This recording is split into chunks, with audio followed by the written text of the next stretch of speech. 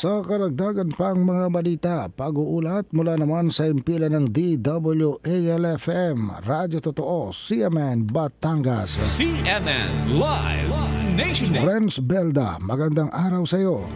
Magandang umaga Ariel, magandang umaga Pilipinas.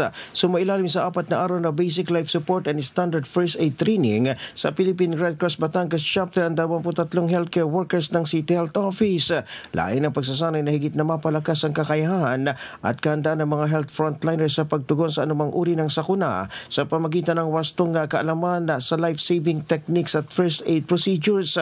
Ang naturang training ay bahagi ng patuloy na programa ng pamahalang lungsod sa pagpapalakas ng kapasidad ng mga emergency responders tungo sa isang mas ligtas, handa at matatag na komunidad. Sa pagsasanay, natutunan ng mga kalahok ang mahalagang kaalaman sa pagbibigay ng first aid tulad ng tamang pamaraan ng cardiopulmonary resuscitation o CPR, iba't ibang uri ng pagbibenda, wastong pagtransport ng mga sugatan at may pinsala at mga alituntunin sa pagbibigay ng paunang lunas sa oras ng aksidente, sakuna o kalamidad.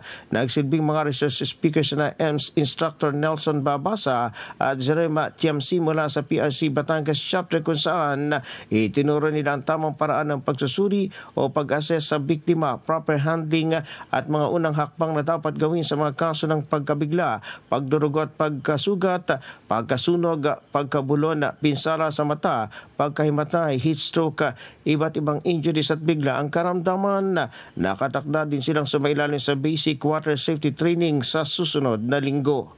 Mula sa DWALFM 95.9, ito si Renz Belda ng CMN Batangas, nag-uulat live para sa CMN Pilipinas. CMN Live Nationwide. Maraming salamat.